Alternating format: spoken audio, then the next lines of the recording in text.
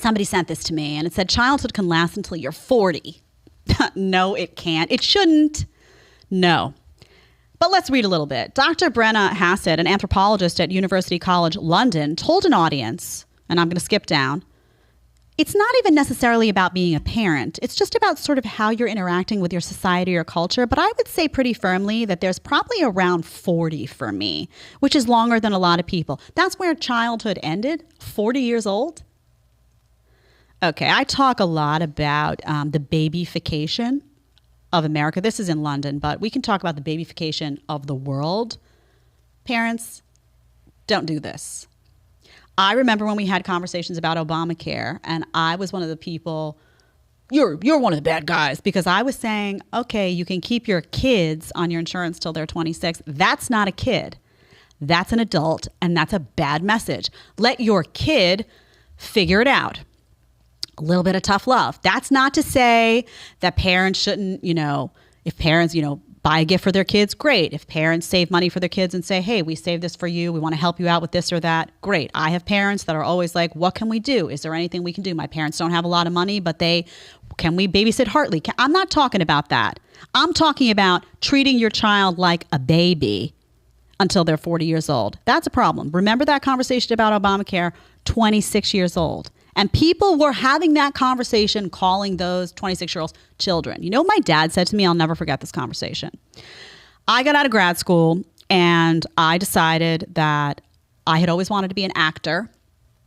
I didn't do it when I was younger because I was too shy. And I was like, I'm going to go float around. I'm going to do this. I need to feel it out. The sad part of the story is I still didn't feel it out because I got chicken again. Can you imagine twice in your life to become a chicken? So sad. Not good, Bila. Anyway, I remember saying to my dad, in order for me to do this, I'm worried I'm not going to have medical insurance. So can you figure out a way, like, can your company put me on? And he looked at me and he was like, I'll never forget. He was like, no. And I was like, that felt cold. That felt real cold. But my dad was like, you want to do this. You have to figure it out. You have to figure this out. And what I wound up doing was taking some jobs. I had to hustle more to figure it out, but that lesson was so impactful to me because ultimately it was good. He in that moment gave me a great compliment. He said, you're an adult.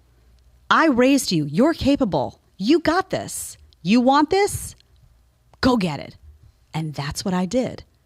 Now, had I been able to lean on him and say, oh, let me stay on the insurance a couple more years, maybe I wouldn't have gotten that second job.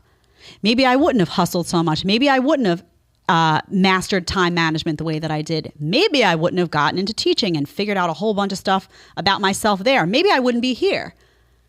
But that was essential in that moment that he treated me like a 20, whatever year old. I think I was 23. He didn't treat me like a 16-year-old because I wasn't 16. And I was trying to do big girl things. And he was saying, you want to do big girl things, then you got to act like a big girl. So thank you for that. Again, I'm not saying that parents, can't mail you a birthday card or they save up money for you and they can't say, listen, we worked really hard. We saved this for you. We want you to have this. That's not what I'm saying. What I'm saying is in some of those pivotal moments where you're young and you're impressionable, it's up to your parents to decide. They're going to treat you like a child or are they going to treat you like the adult that you are? So this stuff here, again, the babyfication, I titled this episode last night, Corruption of Kids, because I just feel like the mistakes that are being made with respect to adults, okay, we've been raised, right? But the mistakes that are happening with respect to kids, I don't care if it's treating them like babies for way too long and they sleep on the couch and they get lazy and they don't figure out how to fend for themselves and they don't get that spark of entrepreneurship because they can be lazy. And they don't have to, or we're talking about a Pfizer trial, or we're talking about, let's have a drag queen in every school. We'll get to that tomorrow. I don't care what it is. Kids are being sacrificed right now, and they're suffering. They're suffering, and we can do something about it. We as adults, it's our job. They're not going to know to ask the tough questions about a vaccine trial. They're not going to know to be proactive and be involved in the school board and make sure that's not trickling down into the classrooms. They're not raising themselves. We're raising them. So if they want to be, spoiled, they're going to try to get away with what kids, we all try to get away with what we can get away with. So adults, we need a wake-up call. This is getting really serious. And I don't care where you are on the ideological spectrum. I don't care. I don't care. We all love our kids. My message to you today is ask questions. Whatever you think the answer is, make sure that's an answer you're comfortable with.